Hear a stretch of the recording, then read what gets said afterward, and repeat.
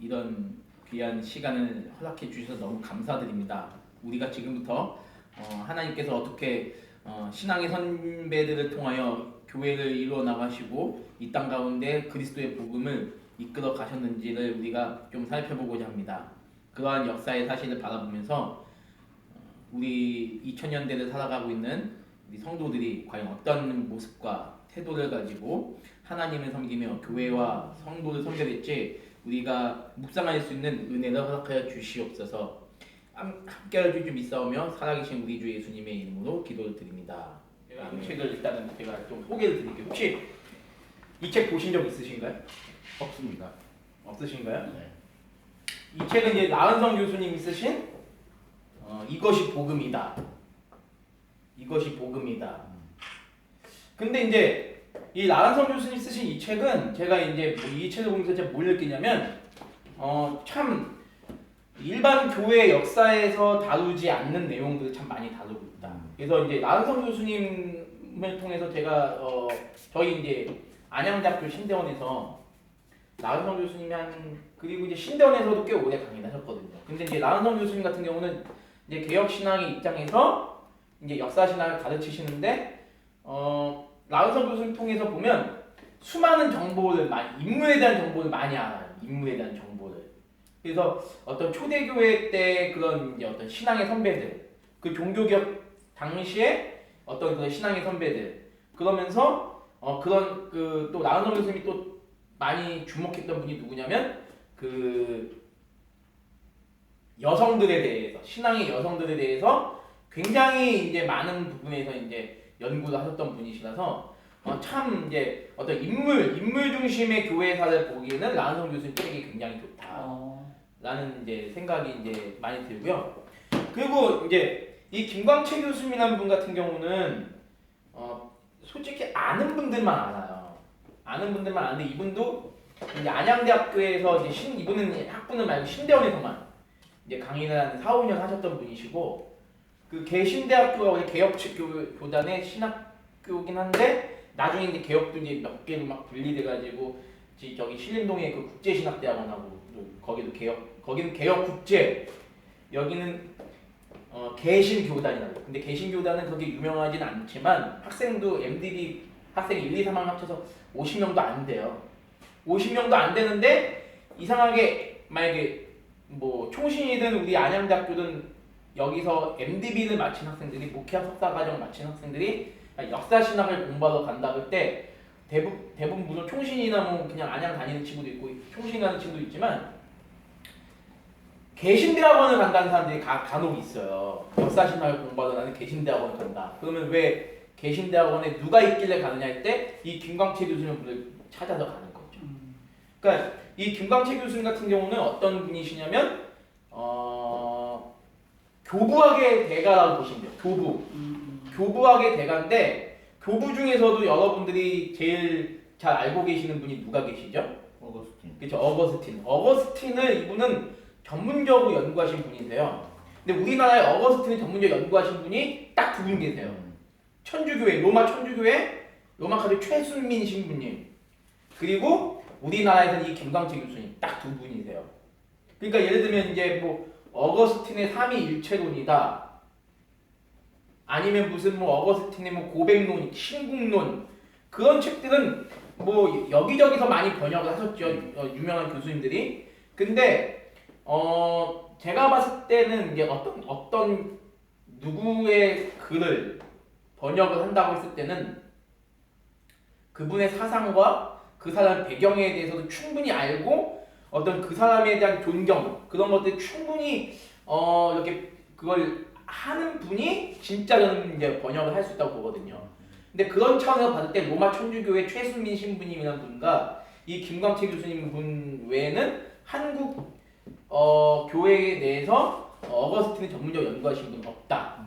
그리고 어거스틴의 작품 중에, 그러니까 어거스틴의 작품을 라틴어로 다 직역을 하시는 분이세요. 이분. 그러니까 무슨 뭐 어거스틴의 뭐 교육론도 있고, 그 어거스틴이 그 썼던 그러니까 제가 나중에 제가 이 책을 한번 소개를 드릴 수 있으면 좋겠는데 이런 책이 있거든요.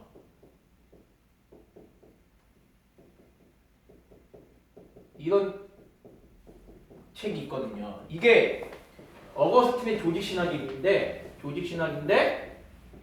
신이 뭔지 아시잖아요. 신은 믿음, 소망, 사랑. 근데 이걸 믿음, 소망, 사랑, 이 믿음, 소망이랑 사랑에 대한 이 개념이 이 어거스틴의 조직신학을 이루는 뼈대. 그래서 이 신망의 편리한 책을 우리나라 최초로 번역을 하셨던 분이 이분이시고, 그냥 번역이 아니라 라틴어 직역을 하셔서 이제 우리나라에 소개하신 분이 이 김광채 교수님 분이세요. 그래서 저는 개인적으로 우리나라의 그 교회 역사가들이 이제 많이 계시지만 특별히 요 두 분을 중심으로 한번 초대교회사를 함께 나누었으면 좋겠다라는 생각을 좀 가져봅니다. 보고 일단은 교수님들 얘기를 잠깐 제가 먼저 드릴게요. 일단 뭐 그러니까 저는 뭐 초대교회에다가 초대교회가 있고 역사 신학이나 분과를 나눌 때 초대교회사가 있고 그다음에 중세교회사가 있고 죄송합니다. 제가 요거를 이쪽으로 좀 넘겨서 쓸게요. 제가 초대교회사가 있고 중세교회사가 있고 그다음에 세 번째가 근데 종교개혁사. 죄송합니다. 종교개혁사. 네 번째가 근대교회사. 근세교회사라고 하기도 하고 근대교회사라고 하고 그냥 근세교회사로 할게요. 근세교회사. 다섯 번째가 현대교회사도 여기에 그러니까 솔직히 말해서 현대교회사까지 들어가게 되면 보세요. 신대원 1학년 1학기, 1학년 2학기, 2학년 1학기, 2학년 2학기인데 만약에 현대교회사가 여기 들어가면 3학년 2학기로 들어가야 되잖아요. 그러면 만약에 여기 현대교회사 들어가게 되면 여섯 번째는 각 교단의 그 교회사가 들어가잖아요. 우리는 장로교회사가 들어가잖아요. 그럼 이게 현대가 이리로 들어가 버리면 여기가 3학년 2학기고 여기가 3학년 2학기잖아요. MDB 3년 동안에 배워야 되는 과목들 중에서 하나가 빠지게 돼요. 뭐가 빠지죠? 한국교회사. 맞아요. 그래서 보통 통상적으로 현대교회사를 근세교회사에 넣어서 근현대로 근현대로 강의를 하냐. 그래서 이거를 제가 그래서 근현대교회사라고 표현을 할게요. 근현대교회사. 네. 근현대교회사. 여기가 장로교회사. 우리는 이제 장로교회니까 여섯 번째가 마지막으로 한국교회사. 그러면 이제 여기서 제가 여러분들이 이제 역사신학을 배우는 데 있어서 좀 여러분들이 공부해야 될 교수님들에 대해서 수많은 교수님들이 많이 있지만 제가 초대교회사에서 여러분들에게 추천해드리고 싶은 교수님들은 일단은 저는 방금 여기 말씀드렸던 이 김광식 교수님 분하고 그리고 제가 얘기했던 이제 이런 분들이세요. 그러니까 솔직히 많아요. 뭐 서영일 교수님이라는 분도 있고 그리고 여러분이 잘 알고 있는 교회사 교수님 뭐 박용규 교수님도 있고 박용규 교수님 하면 솔직히 저는 개인적으로 나중에 말씀드리는 박용규 교수님 하면 근현대교회사나 한국교회사 쪽에 저는 좀 포커스를 맞추고 싶고 왜냐하면 박용규 교수님이나 서영일 교수님 특히 서영일 교수님 같은 경우는 여러분들이 책을 여러분들이 서영일 교수님의 강의는 여러분 들을 기회가 없으실 거예요. 왜냐면 연세도 워낙 많으시고 근데 여러분이 이분이 쓰신 초대교회사 책은 얼마든지 구할 수 있어요. 워낙 또 유명한 분이라서. 그래서 저는 개인적으로 이왕이면 모든 걸 이제 다 알 필요는 없잖아요. 초대교회사에서 솔직히 초대교회사에 대해서 어떤 누가 그 초대교회에 일어났던 일들을 완벽하게 알 수 있게. 그러니까 저는 개인적으로 그렇게 재미없게만 공부할 필요는 없겠구나. 공부도 재미있게 하자. 오히려 저는 재미를 따지자면 저는 라은성 교수님 책을 저는 권하고 싶고 그 두 번째로 재미도 있지만 깊이도 이분이 깊이가 없다는 게 아니라 라은성 교수님 충분히 훌륭하신 분이시죠. 깊이도 있다고 했던 이 김광채 교수님은 반드시 저는 추천해드리고 싶어요. 솔직히 이분은 아는 분들은 알아요. 이거 절판되진 않았어요 책이? 절판되진 않았는데 인기가 없으니까 안 팔려. 근데 팔려면 살 수 있어요? 제가 찾아가면 항상 얻을 수는 있어요. 제가 이거 2015년도에 페북에다 이걸 광고해가지고 수많은 사람들이 이 책을 샀다니까요. 이 책 말고 또 많아요. 그 목사님 페북 예전에 보신 적 있으시죠? 네, 중세교회사 얘기를 들어갈게요. 일단은 여기 간략하게 이 두 분. 중세교회사도 여전히 저는 이 두 분을 저는 추천을 드리고 싶어요. 이은선 교수님하고 저는 이은선 교수님 제 THM 스승님이시거든요. 네. 근데 아쉬운 게 뭐냐면 책을 안 내죠. 책 내는 게 어려운 일이잖아요. 그렇죠. 책을 안 내시니까 안 내시는 이유는? 안 내시는 이유는 워낙 훌륭한 분들이 많다고 생각하시니까 내가 굳이 낼 필요 뭐가 있냐. 뭐 정연학 교수님도 마찬가지고 이미 훌륭한 책들이 많은데 굳이 내가 뭐 책을 낼 필요가 뭐가 있느냐. 그래서 굳이 책을 안 내세요. 그래서 제가 뭐 절대 그분들을 제가 뭐 비하해서 여기 언급을 안 하는 게 아니라는 거죠. 책을 안 내시니까 훌륭하시죠. 언급할 수가 없어. 그렇지 맞아. 네. 책을 내고 강의로 영향을 끼치고 한국교회 공헌을 했던 분들을 지금 저는 얘기를 드리는 거니까 저는 중세교회사까지 그런 이분을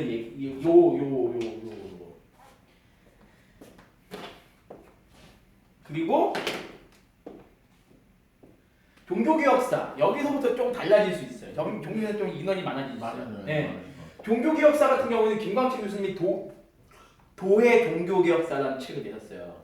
도해라고 할 때 이게 그림 도자거든요. 이게 그림 도자거든요. 이게 그림 도자인데 그림 사파를 막 곁들인 종교개혁사. 오 재밌겠다. 좋은 책이네. 그거는 양은 그렇게 많지는 않아요. 양은 그렇게 많지는 않은데 그림이 보니까 이해가 돼. 그냥 예를 들어서 이제 순교 장면 뭐 아니면 뭐 무슨 뭐 어떤 진짜 실제적인 역사 뭐 스코틀랜드 장로교회 교회 스코틀랜드 신앙고백서를 실제적으로 찍은 사진 그런 것들을 많이 이렇게 올려주시니까 그런 개념에서는 되게 좋아요. 그러니까 여기 종교개혁사에서는 좀 뭔가 그림에 대한 이해 이런 것들을 도와주는 책으로는 김광채 교수님 도해 종교개혁사라는 책이 있어요. 도해 종교개혁사. 그리고 라은성 교수님 같은 경우는 라은성 교수님도 마찬가지예요. 라은성 교수님이 초대교회사, 중세교회사, 종교교회사, 근현대교회사를 보면 그림이 많고 근데 이 책은 되게 그러니까 보세요. 초대교회사, 중세교회사, 종교교회사, 근대교회사 라은성 교수님 쓰는 책은 다 두께가 이래요. 근데 이거는 아까 제가 말씀드렸던 어떤 교수님보다는 훨씬 재밌고 교회사 공부가 더 왜냐? 책이 그러니까 어떤 소설같이 이렇게 소설 같은 옛날에 어느 마을에 스토리. 어느 마을에 무슨 칼빈이라는 사람이 살고 있었는데 이 칼빈은 어렸을 때 어떤 생활을 했을까요? 그러니까 우리가 역사를 볼 때 칼빈 하면 어릴 때 역사를 우리가 배우진 않잖아요. 근데 라은성 교수님은 그런 것들에 대해서 글을 다 쓰면서 질문을 가요. 이 책에다 학생은 칼빈의 어린 시절이 어땠을 것 같아요? 그러면 이제 앤서 대답 딱 나오죠. 칼빈은 굉장히 장난꾸러기였을 것 같아요. 그럼 밑에 교수님이 그러니까 ABC 하면서 대화해요. 맞아요. 칼빈은 어렸을 때 굉장히 장난꾸러기였어요. 뭐 친구의 귀 속에다가 판도 넣고 막 그 장난도 쳤던 그런 친구였어요. 근데 그런 친구는 나중에 프랑스 종교개혁을 이끌고 스위스에서 그렇게 기독교를 썼던 위대한 학자들이 누가 알았겠습니까? 이런 식으로 책들을 라은성 교수님 책들을 그렇게 써나가죠. 그래서 이게 물론 양은 많지만 그림도 많고 그리고 우리가 몰랐던 내용들도 되게 많고 그러면서 예를 들면 특히 이제 순교자에 대한 얘기할 때는 라은성 교수님이 또 거기다 또 찬송가도 막 넣고 그런 걸 보면서 정말 그 순교의 신앙의 고귀함 이런 것들도 많이 알려주시고 해서 저는 그러니까 솔직히 그래요. 여기도 엄밀히 따지면 저는 이건 어디까지나 저의 관점에서 요분들의 책을 좀 많이 보셔도 좋을 것 같아요. 요분들의 책. 근현대교회사부터는 저는 개인적으로 근현대교회사부터는 그러니까 이게 참 안타까운 게 뭐냐면 이쪽 부분에 대해서 근데 근현대교회사를 많은 분들이 다른 교회사보다 쉽다고 생각하시는 경우가 많아요. 아무래도 초대교회사를 정말 집중적으로 공부하려면 뭘 봐야 되냐면 라틴어를 봐야 해요. 왜냐면 초대교회에서 다루는 인물들이 다 교부나 속사도 교부들이기 때문에 그 사람들이 쓴 글들이 거의 헬라어 아니면 라틴어로 되어 있잖아요. 그러니까 여기는 솔직히 공부하기가 쉽지가 않아요. 다행히 이런 분들이 이제 한국말로 이제 번역을 많이 해주셔서 다행히 이제 우리가 볼 수 있는 거고, 중세 같은 경우는 왜 어려운지 아시죠? 대충 아실 것 같아요. 중세가 어려운 이유는 너무 기간이 길어요. 1000년. 초대교회 이제 초대교회사를 하겠지만 초대교회사의 시작을 우리는 보통 언제부터 보냐면 AD 70년부터 보거든요. AD 70년이 뭔지 아시죠? 네. 예루살렘의 멸망이, 이런 성의 멸망, 성전의 멸망. 그때부터 초대교회사 할 때는 이거 초대교회사로 구분짓는 시점이 역사적인 시점이 있고 네. 사상적인 시점이 있다고 보시면 돼요. 역사적인 시점으로는 언제까지가 초대교회사냐? AD 70년부터 서기 476년. 서기 476년. 476년이 무슨 역사죠? 무슨 일이 일어난 거죠? 서로마 멸망인가? 그렇죠. 서로마 제국의 멸망. 서로마 제국 멸망까지가 역사적으로 초대교회사는 여기까지 보고요. 사상적으로는 위대한 사상가, 우리 개혁 신앙에 있어서 빼놓을 수 없는 위대한 분. 천주교에서도 이분은 굉장히 성인으로 위대하게 생각하는 그 누구죠? 어거스틴의 사망. 이게 갑자기 생각이 잘 안 나. 이게 제 죄송해요. 430 몇 년이 6년인가 그렇던데 여기 거의 이제 비슷하잖아요. 여기까지는 초대교회사를 보거든요. 그럼 우리가 봤을 때 초대교회사를 다루는 기간은 한 400년이 채 안 돼요. 네. 중세교회사는 어디까지가 중세교회사일까요? 그럼 476년부터 잡았을 때 중세교회사는 언제까지가 중세교회사라고 할까요? 마틴 루터? 그쵸. 1517년까지 중세교회사를 본다면 이 갭이 얼마예요? 1000년이 넘잖아요. 이 중세교회사를 우리가 이제 중세교회 책도 있지만 중세교회사라는 책 한 권으로 이 1000년의 역사를 보기가 굉장히 어렵다는 거죠. 이 중세교회사도 솔직히 연구하는 분들이 그렇게 많지가 않아요.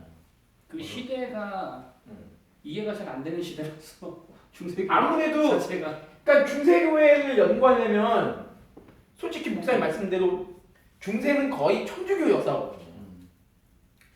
여기서 중세 어떻게 보면 여기서 중세 천주교회사 이렇게 하는 게 더 정확할 수 있어요. 저는 개인적으로.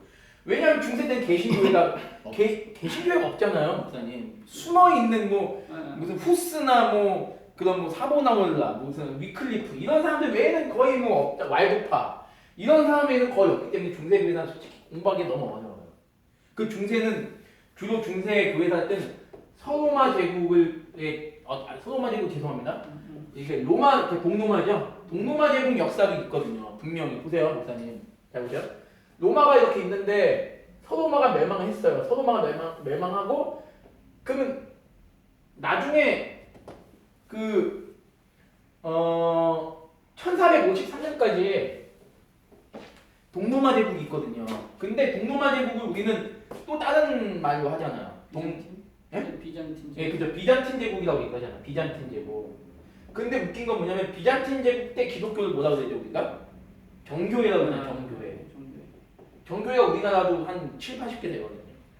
정교회가 있는데 중세교회사에서 정교회가 안 다뤄요. 안 달아요? 안 다뤄요. 정교회 역사를 다루려면 정교회 역사책이 또 따로 있어요. 정교회 사라고 또 있어요. 별도거나 그거는. 예, 근데 엄밀히 따지면 중세교회에서 이걸 다뤄야 되거든요. 근데 정교회에서 다루는 데는 어디서 다루냐? 정교회에서만 다룬단 말이에요. 책은 있어요. 기독교 서점 가면. 근데 읽어보면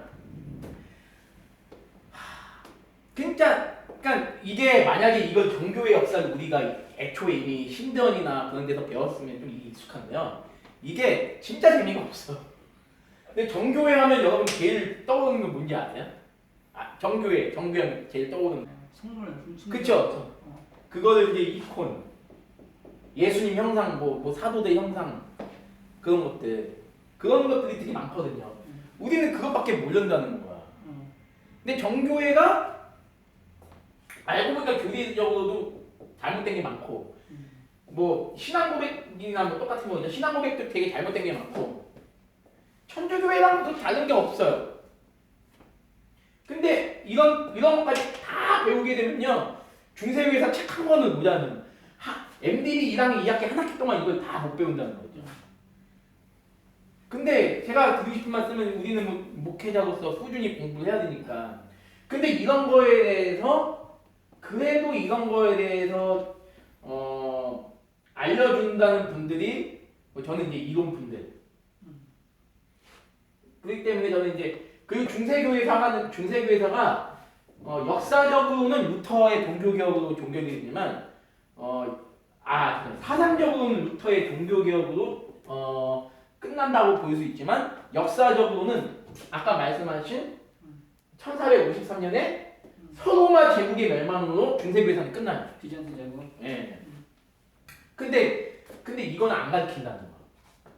근데 솔직히 뭐 이거 뭐 그렇게 중요하진 않아요. 뭐 우리 뭐 한국에 정교회가 많은 것도 아니고 우리가 정교회 신자가 아니기 때문에 중요한 건 아닌데 그래도 뭐 굳이 중세교회사는 정말 다 공부한다. 퍼펙트 같이 공부한다면 이것까지 알아야 되겠지. 근데 이건 쉽지가 않아요. 쉽지가 않고. 그 다음에 이제 또 이제 마지막으로 마지막에 나겠 죄송합니다. 종교개혁사는 이제 이런 개념이고요.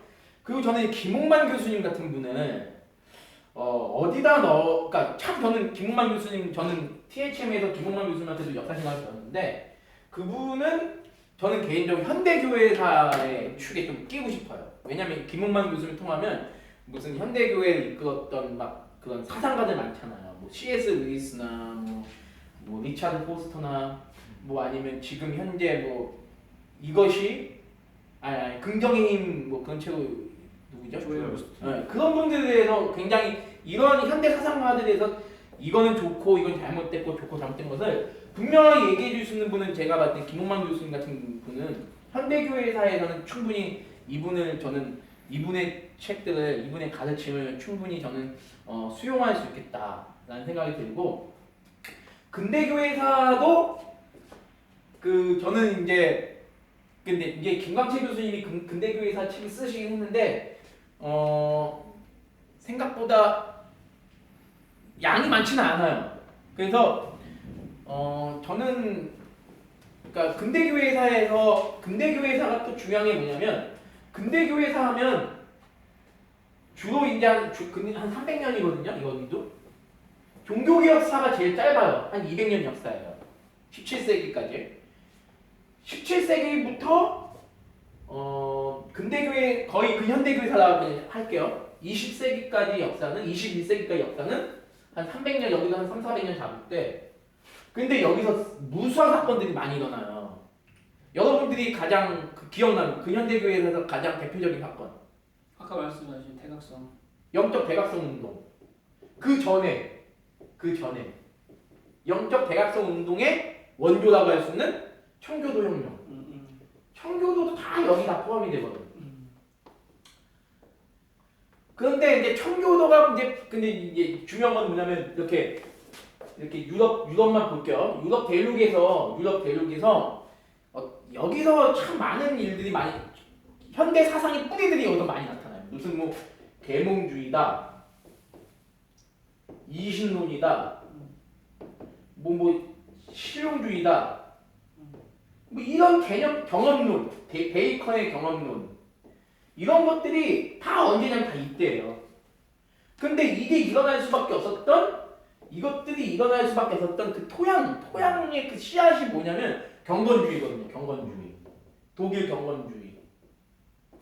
근데 독일 경건주의에 대해서 그 현대교회에서 굉장히 이게 분량이 많거든요. 분량이 되게 많은데 그 현대교회에서 경건주의만 다루긴 너무 양이 많아요.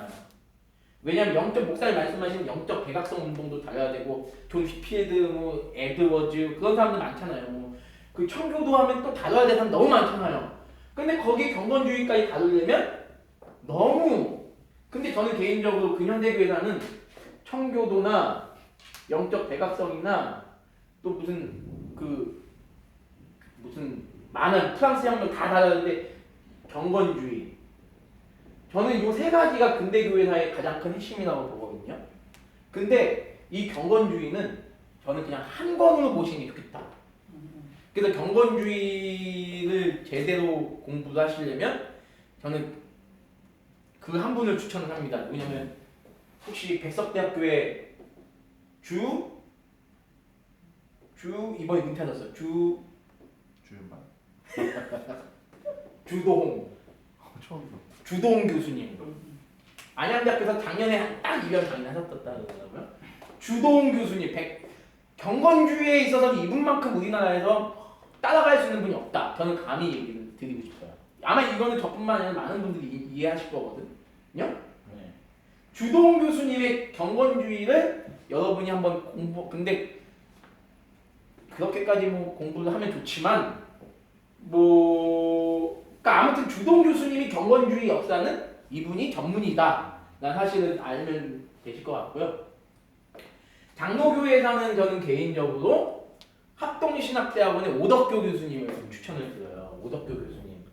네, 오덕교 교수님 같은 경우는 여러분도 혹시 장로교회에서는 아마 이분 책을 배우시지 않았나요? 맞죠? 저는 이분의 장로교회에서 책이 몇 개가 있어요. 몇 개가 있는데 개혁 장로교회 아무튼 장로교회도 여러 개가 있잖아요. 뭐 기장도 있고 뭐 통합도 있고 많잖아요. 근데 보편적인 장로교회 역사를 공부하시기는 오덕교 교수님이 가장 저는 낫다라고 보고 있고요. 그리고 저는 이제 개인적으로 우리 교당 이종전 교수님을 참 존경하는데 이종전 교수님 안타깝게도 책을 내신 게 없어요. 이종전 교수님 책을 낸 거는 이런 책들이에요. 뭐 한국 교회 어디로 가고 있는가, 아니면 개혁파 신학이란 무엇인가, 아니면 무슨 장로교회의 뭐 어떤 그런 개혁 신학을 이렇게 알려주는 책들은 많이 내셨지만 이런 교회 역사 하나하나 내신 건 없으세요. 그래서 아쉽게도 이종전 교수님이 유튜브로는 이제 볼 수 있죠. 볼 수 있는데 책으로 볼 수 있는 건 없고 한국교회사에 저는 한국교회사는 누구를 좀 권유하고 싶냐면 총신대학교 박용규 교수님도 참 훌륭하신데 그 책도 이렇게 두꺼워요. 글씨도 작고 그 그림이 하나 없고 그냥 쫙쫙쫙쫙 돼 있긴 해. 여러분이 읽기가 너무 힘들 수도 있을 것 같아요. 박용규 교수님 같은 경우는 평양대회운동을 굉장히 열심히 연구하신 분인데요.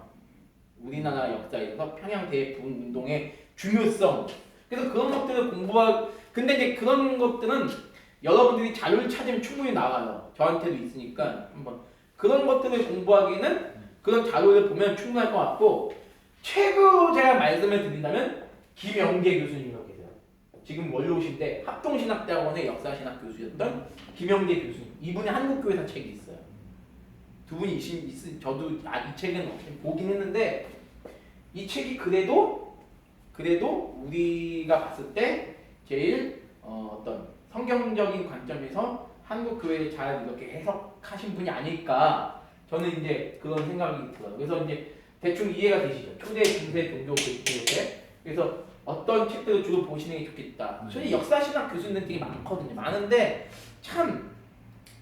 그러니까 그런 것 같아요. 예를 들면 조직신학도 우리가 어떤 한두 분의 책을 많으면 한 3분 정도의 책만 보면 충분히 우리가 아까 무슨 말씀드린 대로 충분히 소화가 될 수 있는데 너무 많은 분들이 책을 쓰니까 요즘은 뭐 여기저기 출판사에서 너무 많은 분들이 책을 쓰니까 다 좋은 책인데 뭐부터 봐야 될지 모르니까 그게 애매한 것 같아요. 기독교 강요도 요즘은 막 출판사가 여기저기 나오니까. 근데 이제 저는 이제 이렇게 이제 얘기를 드렸습니다. 이렇게 드렸고 물론 이건 어디까지는 제가 이제 제 생각이었으니까 여러분들이 이제 판단은 이제 여러분이 하시는 건데, 근데 보편적으로 아마 이게 거의 맞지 않을까 생각이 들어요. 이게 맞지 않아서 그래서 이제 그러니까 이제 그러니까 이렇게 보시면 깊이 있게 그래도 좀 볼 수 있겠구나라는 생각을 좀 해보시면 좋겠다라는 생각이 들었습니다. 들었고 역사에 나타난 평가.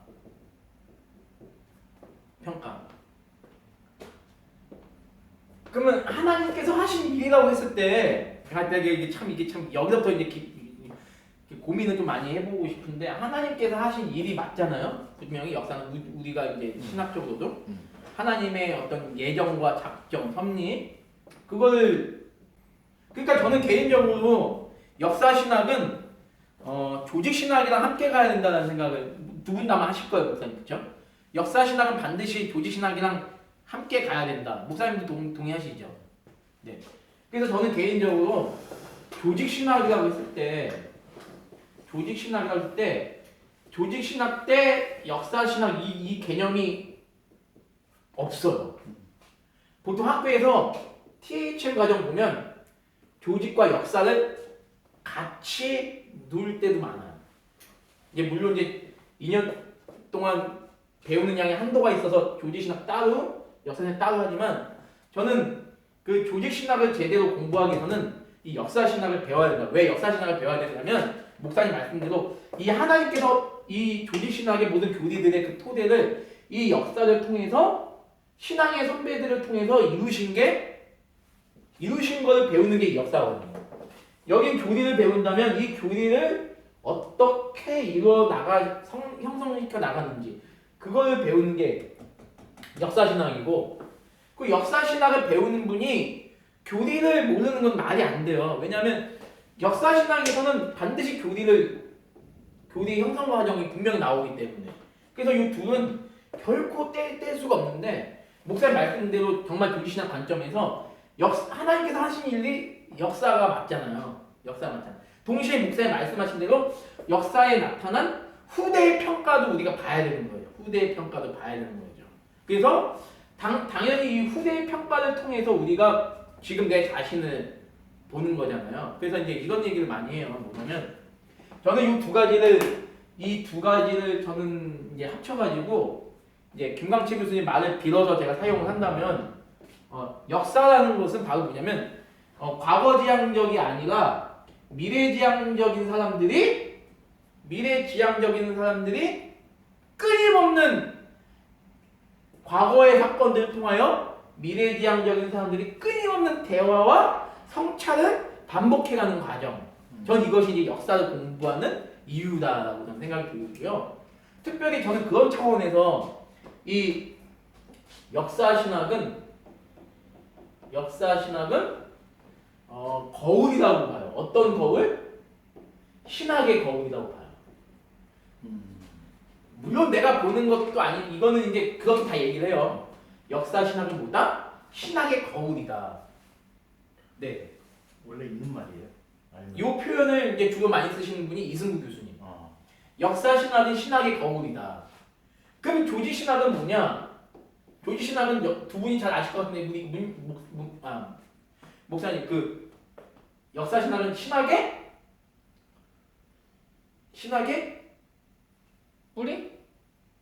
뿌리보다 좀 더 우리가 기초? 그것보다 좀 더 강한 표현이 있어요. 그것보다 맞아요. 그 기초 맞는데 그것보다 좀 더 강하게 우리 몸을 지탱하려면 우리가 서 있으려면 뼈대? 그렇죠. 뼈대. 신학의 뼈대.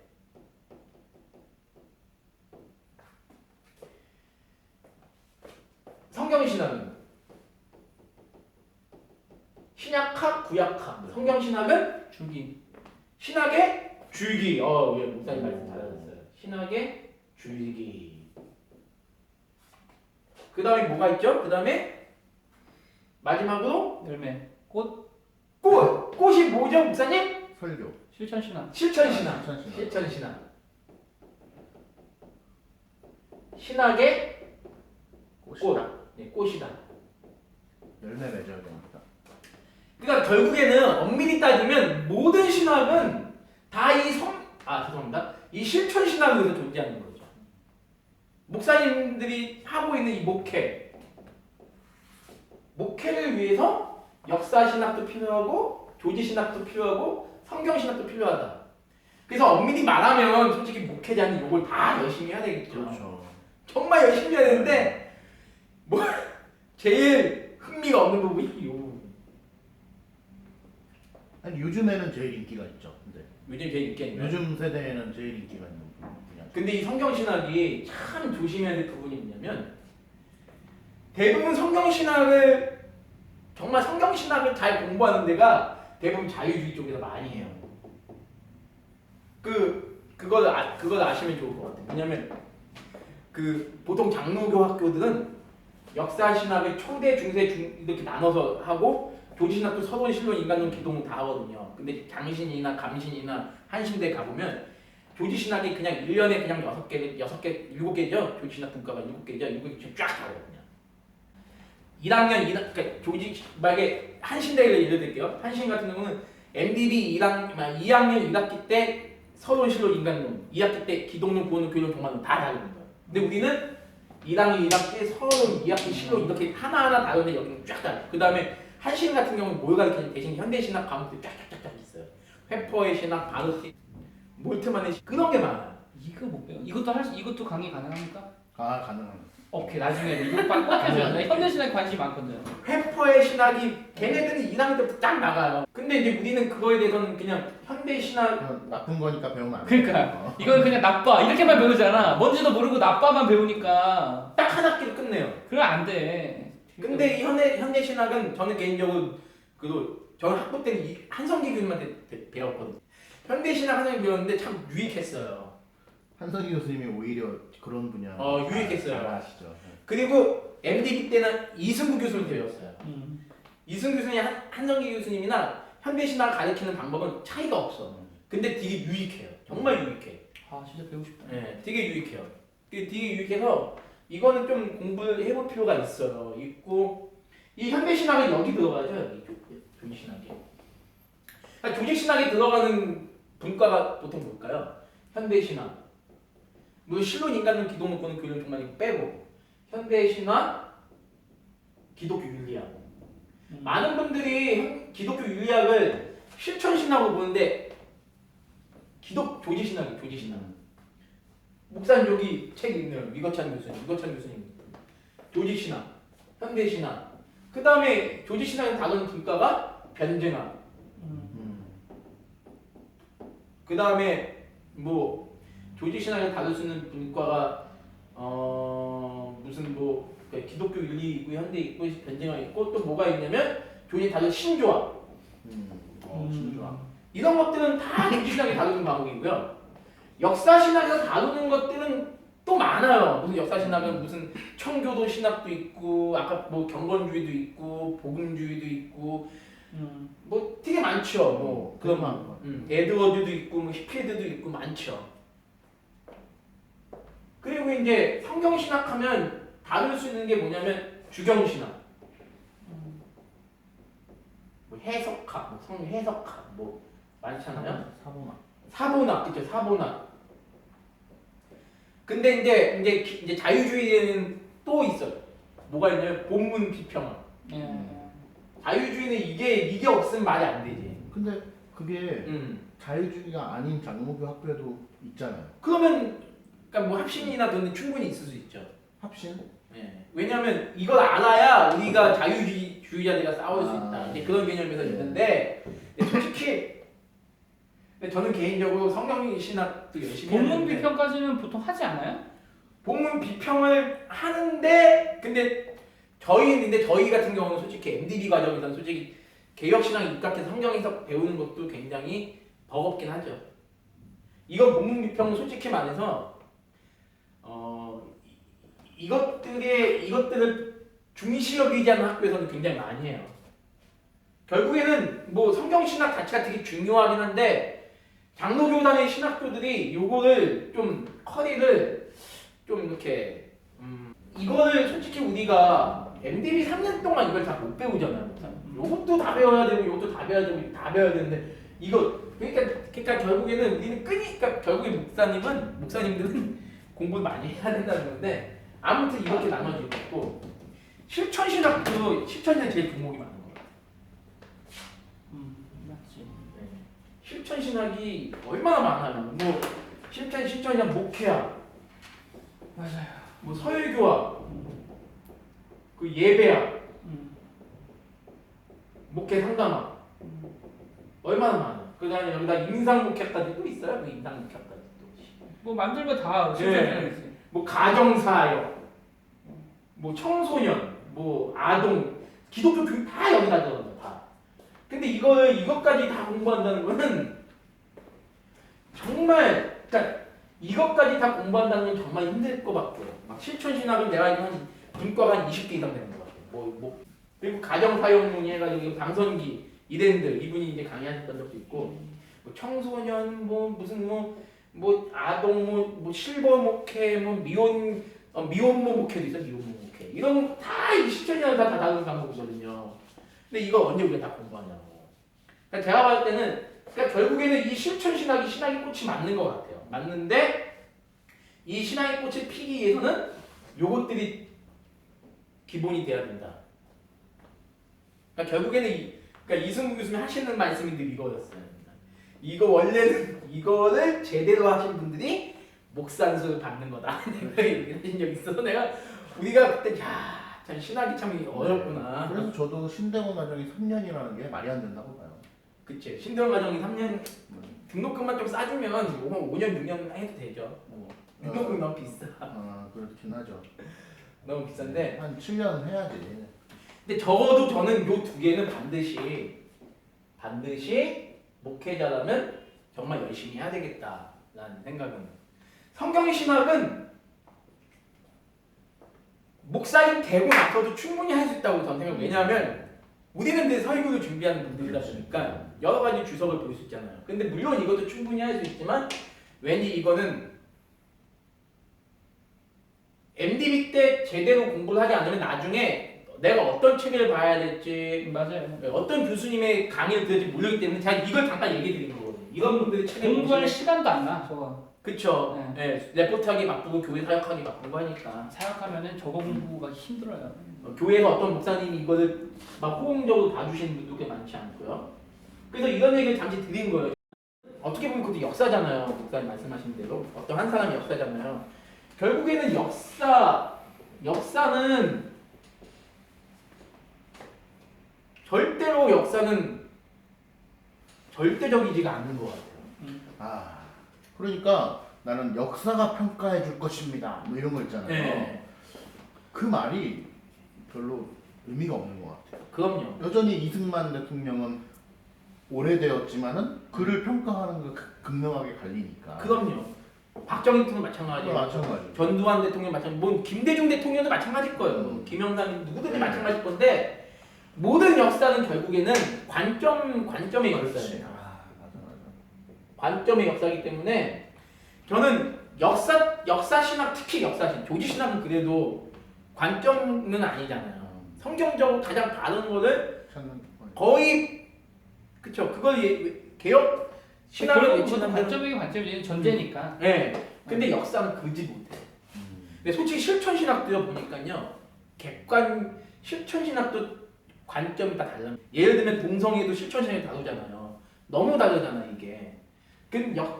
그런데 중요한 건 뭐냐면 저는 역사 신학만큼은 최대한 저는 그래도 객관적으로 볼 수 있었으면 좋겠다.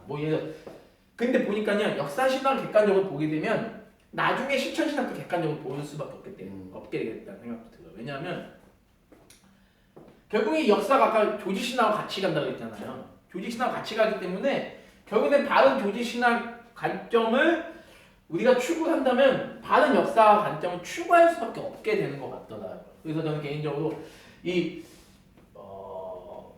절대적이진 못하더라도 최대한 객관성을 유지하는 차원에서의 책들을 여러분들에게 소개를 시켜드리고 싶은 거죠.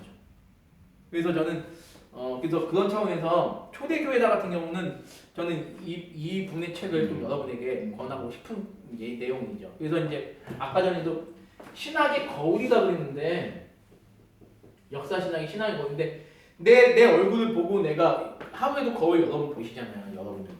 근데 거울을 보면서 내가 지난 교회의 역사를 보는 거죠. 보면서 그 거울에 나타난 나의 더러운 모습을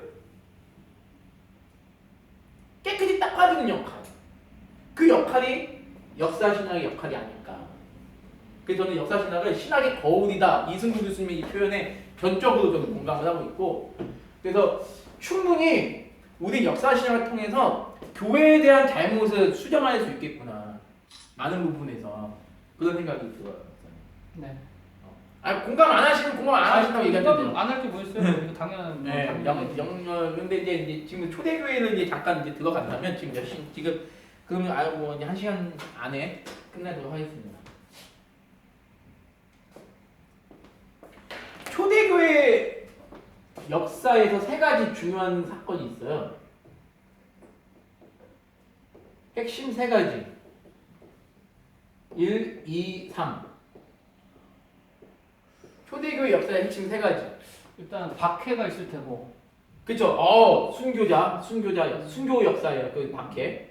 순교 역사. 박해 역사일 테고. 네. 기독교 공인? 기독교 공인. 그것도 거기서 저기 들어가려나? 기독교 공인도 여기 이 안에 들어가는 역할이겠죠? 그렇죠. 기독교 공인. 이 안에 들어가겠고 초대교회에서 세 가지인데 첫 번째는 뭐냐면 일단 마지막으로 제가 순교 역사를 넣었고요. 두 번째로 우리가 지금 고백하고 있는 신앙 고백들 있죠. 신앙 고백의 형성이 이때 이제 이거죠. 신앙 고백의 형성. 신앙 고백 형성 과정.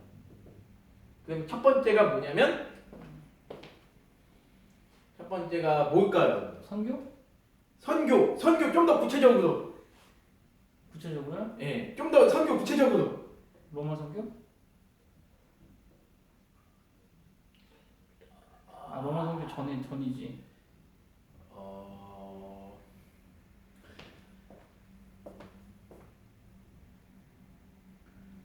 제일 중요한 건 그 말씀 맞는데 여기 이제 초대교회사에 이제 뭐냐면 순교 역사가 있고 신앙 고백의 형성 과정이 있고 또 하나가 뭐냐면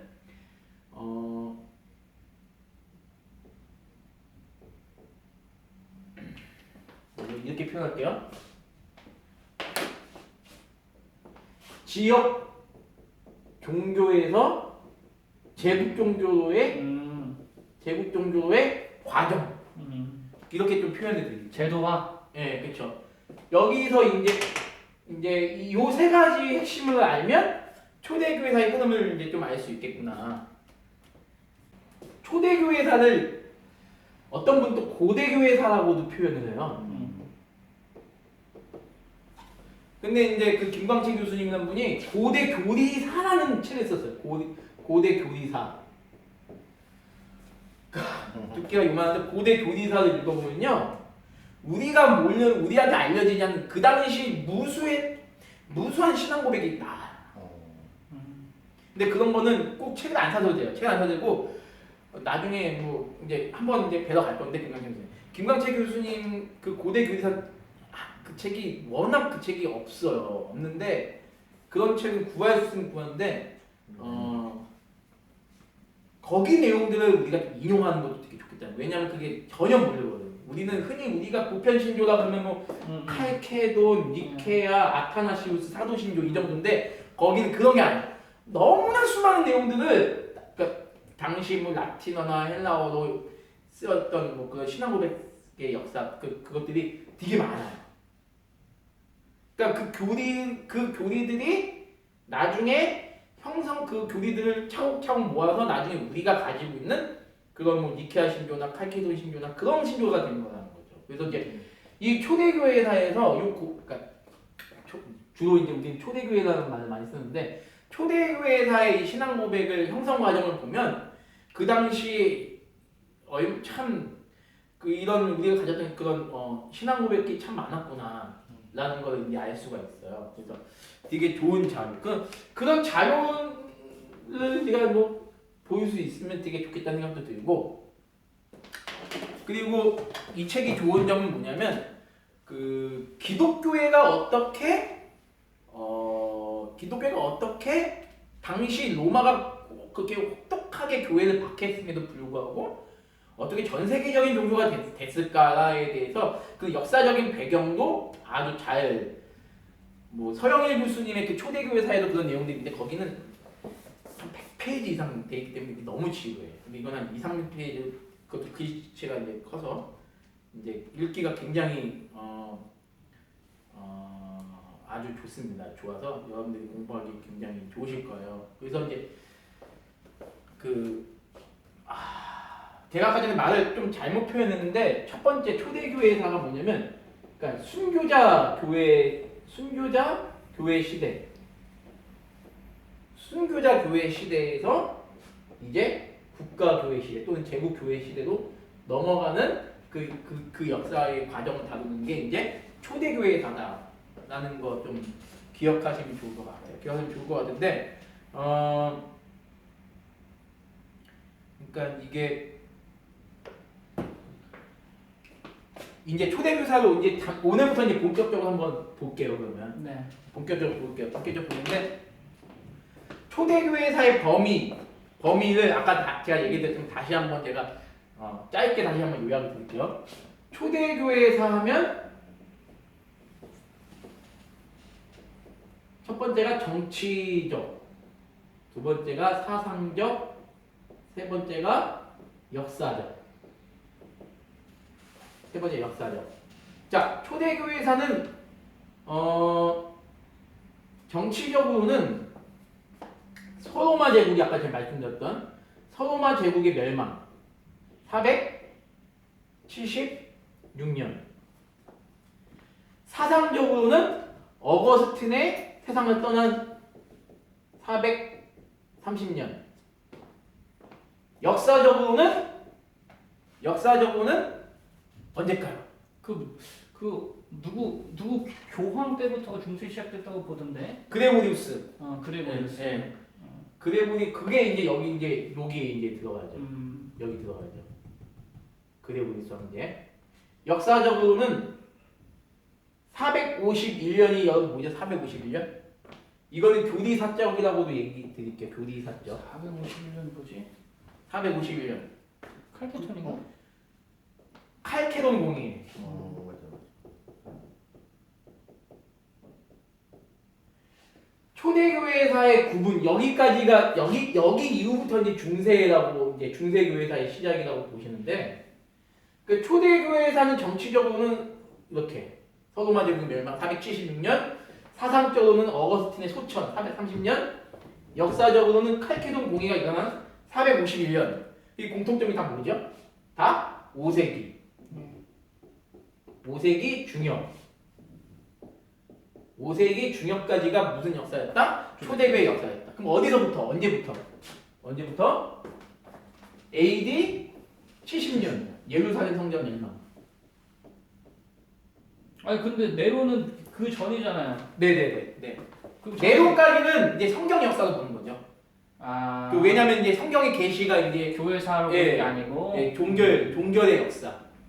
그러니까 이 전까지는 그러니까 초대교회 엄밀히 따지면 이것도 이제 뭐 우리 성경에 있는 마태, 마가, 누가복음 다 초대교회에 들어가겠는데 굳이 이제 역사 신학에서는 예수님과 예수 12제자 이후에 성경의 그 기록 종결 계시 종결 이후부터 이제 보죠. 속사도부터. 그쵸, 그렇게 말하죠. 속사도부터. 그래서 이제 물론 이제 여기에 예수님 제자 중에 한 명이 포함이 되죠. 요한이 이제 요한 사도가 이제 포함이 되긴 되는데 아무튼 이때부터 이제 초대교회 역사로 보죠. 그 전에 이제 그 이후 그러니까 이 AD 70년 이전에 예수님 제자는 다 죽고 이제 없는 거지. 예수님 시대 사람들은 거의라고 해야 되나? 아무튼 예수님 시대 사람들은 이제 거의 없는 거죠. 이제는. 그리고 이제 이 예루살렘 성전부터 거의 400년 가까이를 우리 이제 초대교회 역사로 이제 보는 거죠. 초대교회 역사를 보는데 이제 이해되시죠, 목사님들? 근데 초대교회 역사를 보는데 중요한 건 뭐냐면 여기서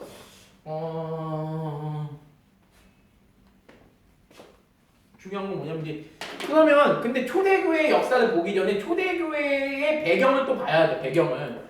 그럼 왜 당시에 기독교회가 한번 목사님 한번 잘 보세요. 그럼 한번 잘 생각해 보세요. 그럼 당시 종교가 기독교밖에 없었냐는 거죠. 로마 제국에. 엄청 많았겠죠. 종교는. 그럼 이방 종교가 엄청 많았겠죠. 이방 종교 중에 대표적인 게 뭐가 있을까요, 목사님? 그거 제우스 섬기고. 그렇죠. 그리스 뭐 그런 거. 그런데 자, 로마 제국은 기독교도 박해했잖아요. 네. 근데 이 로마 제국이 기독교를 박해했음에도 불구하고 기독교가 로마 제국에서 끊어지지 않고 오히려 로마를 넘어서서 전 세계로 영향을 전 세계로까지 하면 안 됐는데 초대교회 당시에 유럽 사회로 이렇게 확장될 수 있었던 이유 그거를 우리가 한번 좀 생각해 보자는 거죠. 그거는 기독교가 이렇게 박해를 물론 우리는 이제 하나님의 말씀에 따라서 박해가 되면 될수록 복음의 씨앗은 더 확장된다고 믿지만 그렇다고 해서 무슨 역사적으로 그런 배경이 우리가 배경 무시할 수는 없으니까 그렇죠. 그걸 한번 또 생각해 볼 필요는 있겠다는 생각이 듭니다. 뭐가 왜 한번 목사님들 한번 이거는 토론이 돼도 좋을 것 같아요. 왜 그럴까요? 그러니까 중요한 건 뭐냐면 기독교의 박해는요. 계속 있었죠. 이게 박해가 이렇게 가는 게 아니라 이렇게 쭉 가서 콘스탄티누스까지 간단 말이죠. 근데도 박해가 되면 될수록 교회는 사라져야 되는데 교회는 더 급성장한다는 얘기죠. 그러면 먼저 이 얘기부터 먼저 할게요. 초대교회에서 어떤 긍정적인 부분이 있고 부정적인 부분도 있는데 초대교회에서 하면 또 여러분이 또 아셔야 되는 게 뭐냐면 한번 이거는 이제 여러분들이 목사님들이시니까 한번 여쭤볼게요. 초대교회 성경에 나오는 그 초대교회 때 성도들 보면 어떠한 신앙을 갖고 계셨죠? 부활신앙? 부활신앙. 부활신앙. 그죠? 부활신앙. 재림신앙. 재림신앙. 곧 오신다. 그렇죠. 재림신앙과 부활신앙. 자, 요거 잠깐 얘기 드릴게요. 근데 여러분 웃긴 건 뭐냐면요. 초대교회는요. 이 신앙이 없어져요. 아 이게 없어진다고? 네, 이건 제 표현이고요. 이건 제 표현입니다. 1666에 4357이에요. 제 표현입니다. 마라나타 주 예수여 오시옵소서. 근데 이게 초대교회 신앙인들의 고백이었잖아요. 목사님. 예. 부활신앙도 마찬가지고요. 근데 웬걸 예수님이 재림하신 지 한번 볼게요, 목사님. 초대교회 시작이 예루살렘 멸망부터라면 제가 예루살렘 멸망이 몇 년이라고 했죠, 목사님? 70년이라고 했잖아요. 70년. 이때면 예수님이 승천하신 후 몇 년이 지났을 때인가요? 예수님 승천 후 한 대충 어디냐고 30년? 30-40년 정도 지났을 때란 말이에요. 네. 그럼 보세요. 예수님이 사도행전 2장에 보니까 예수님 승천하실 때 뭐라고 하셨죠? 금방 오겠다. 내가 금방 오겠다. 니네가 본 그대로 오겠다. 자, 근데 예수님이 승천하시면 30년 지나도 안 와요. 예수님 안 오시잖아요. 근데 베드로후서에 보니까 베드로후서가 제가 이제 요즘 베드로후서 전서 설교하고 있거든요. 근데 이제 베드로 사도가 유대인 크리스찬들에게 이제 박해를 이제 앞두고 있는 크리스찬들에게 베드로 사도가 권면했던 내용이 뭐냐면 이제 베드로후서 3장을 한번 볼게요. 베드로후서 3장. 제가 성경을 잠깐만. 베드로후서 3장. 베드로후서 3장에 보니까요. 8절부터 9절, 8절부터 10절까지 한번 읽어보겠습니다. 같이 읽게요. 베드로 시작. 사랑하는 자들아, 주께는 하루가 천년 같고 천년이 하루 같다는 이 한 가지를 믿지 말라. 주의 약속은 어떤 이들이 더디다고 생각하는 것 같이 더딘 것이 아니라 오직 주께서는 너희를 대하여 오래 참으사 아무도 멸망하지 아니하고 다 회개하기에 이르기를 원하시느니라. 그러나 주의 날이 도둑같이 오리니 그날에는 하늘이 큰 소리로 떠나가고 물질이 뜨거운 불에 풀어지고 땅과 그 중에 있는 모든 일이 다 드러나리로다. 아멘. 분명히 사도 베드로는 주님이 그러니까 베드로후서의 내용은 주님이 곧 오신다라는 거거든요. 근데 보세요. 예수님이 세상을 떠나고 나서도 30년이 지났는데도 불구하고 주님이 오시지 않았다는 거죠. 바로 오신다 했는데. 근데 예루살렘 멸망이, 예루살렘 성전이, 그 이스라엘 백성들이 그렇게 애지중지하던 예루살렘 성전이 무너졌잖아요. 심판자가 문 밖에 서서 두드린다고 야고보 사도가 야고보서에 말하고 있는데 심판자가 지금 문 밖에 있다고 했는데 무슨 30년이 지났는데도 예수님이 오시지 않는 거예요. 근데 사도 베드로가 사도 베드로가 AD 65년이면 네로 황제 때거든요. 이때쯤에 순교를 해요. 근데 사도 베드로가 베드로 후서에서 지금 주님의 재림은 하루가 천년 같고 천년 하루 같다. 즉 주님의 재림에 대해서 여러분들이 그 재림의 때를 너무 측정하지 말고 주님의 재림을 기다리라고 말했잖아요. 그리고 요한계시록이 보면 뭐라 그래요? 반모섬에서 마지막 장에 아멘 주 예수여 오시옵소서. 근데 베드로가 이때 죽었음에도 불구하고 예수님 오시지 않았다는 거잖아요. 그러면서 그 예수님의 재림이 점점 늦춰지면서 당시 유대인 크리스찬들에게는 어떤 마음이 생겼냐면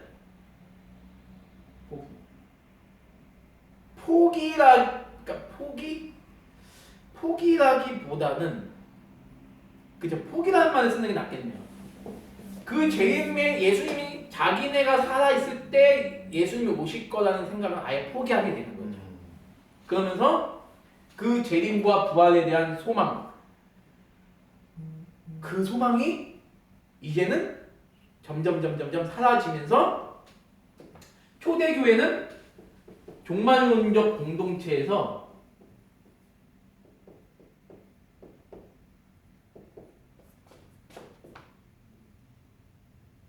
전 세계적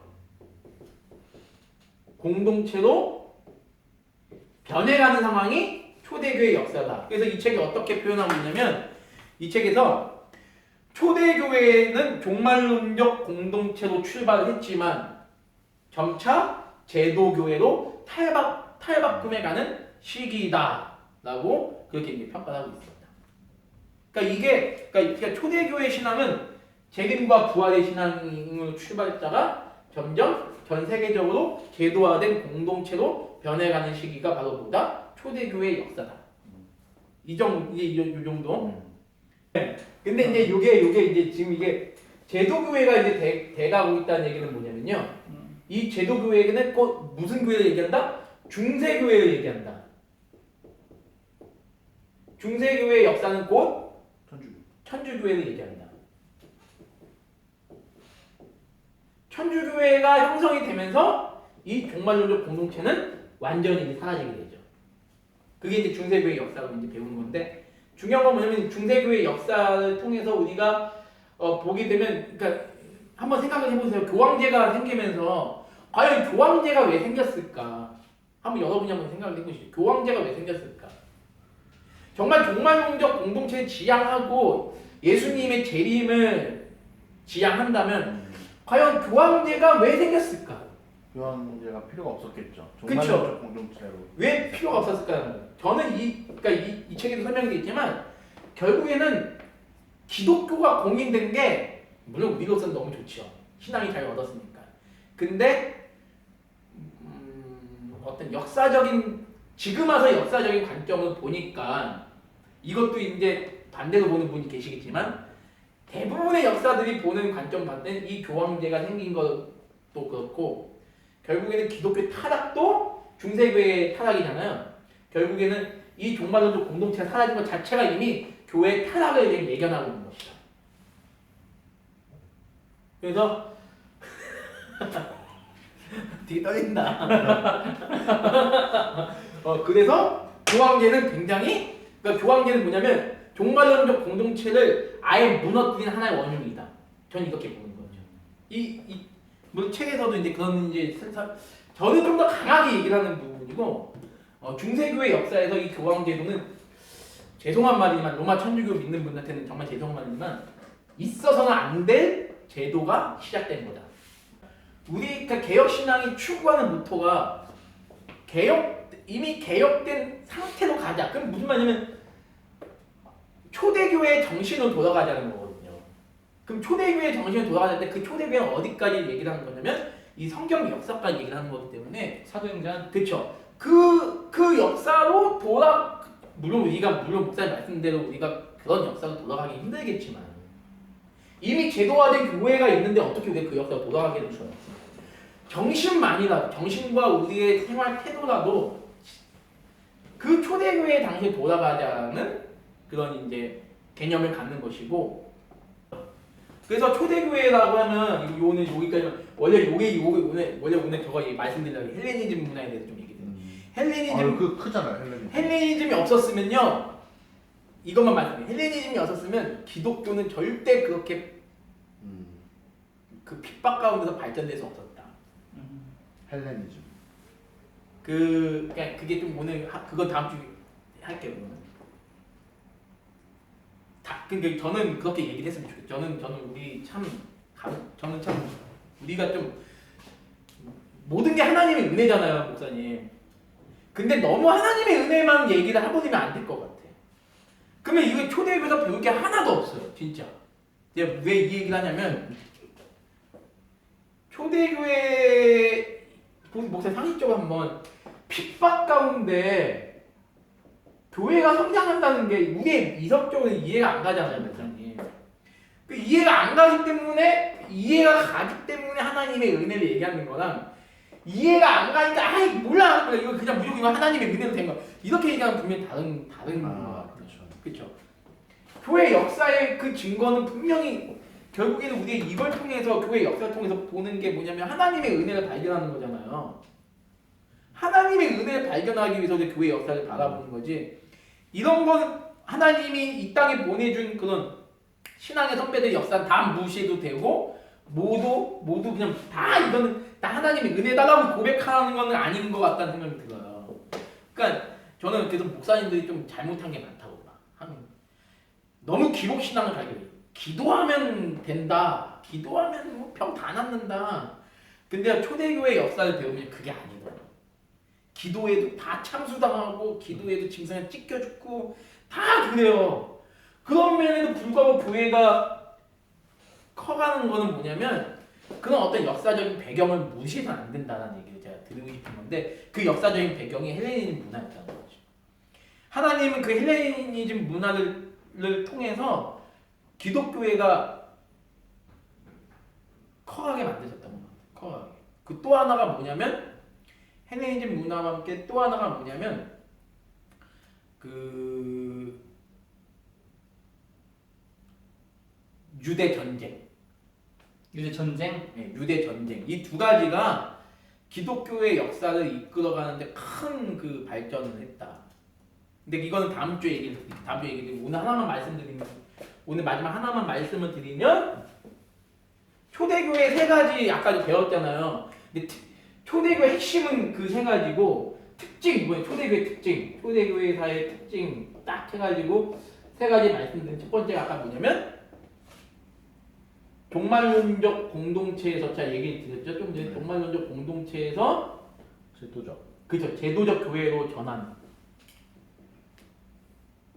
제도적 교회 전환. 두 번째가 초대교회 핵심은 뭐냐면 여기서 많은 분들이 사회주의를 여기서 얘기를 많이 해요. 힌트 목사님. 여기서 진정한 기독교는 사회주의라고 얘기하는 분이 계세요. 이게 힌트 제가 여기서 초대교회 자발적 나눔? 네, 자발적 나눔. 이때는 내게 없었던 거예요, 내게. 내 소유가 너 소유고 너 소유가 내 소유는 다 하나님의 나라다 이게. 초대교회는. 이게 가장 결정적으로 어디서 이게 그런 게 있었냐면 당시 뭐 그 서신서들 역사를 보면 뭐 때도 이게 있었던 거죠. 그래서 종말론적 공동체에서 제도적 교회로 변한 첫 번째, 두 번째가 자발적 나눔. 그러니까 소유가 없던 거죠, 내 소유가. 근데 이걸 가지고 이게 과연 오늘날 우리 그 그쪽 분들이 말하는 사회주의를 과연 여기서 찾을 수 있겠냐? 이건 한번. 근데 법적으로 소유가 없었던 것이 아니라 소유가 있지만 자원하는 마음으로 그쵸, 서로 나누는 개념이죠. 네. 그다음 세 번째가 마지막으로 뭐냐면 순교였죠. 아까 말씀하신 순교는 이제 들어가지만 그거는 이제 핵심이 초대교회 핵심하고 특징이 좀 구분돼서 카리스마적 공동체다. 카리스마적 공동체. 네네. 이게 무슨 뜻일까요, 목사님? 카리스마적 공동체. 의사가 있었다는 거지. 네? 의사가 있었다는 거 아니야? 그쵸. 근데 이거를 이 세 개가 이제 초대교회사에서 분명히 언급돼야 될 부분이거든요. 그리고 은사도 있지만 여기에 분명히 선포.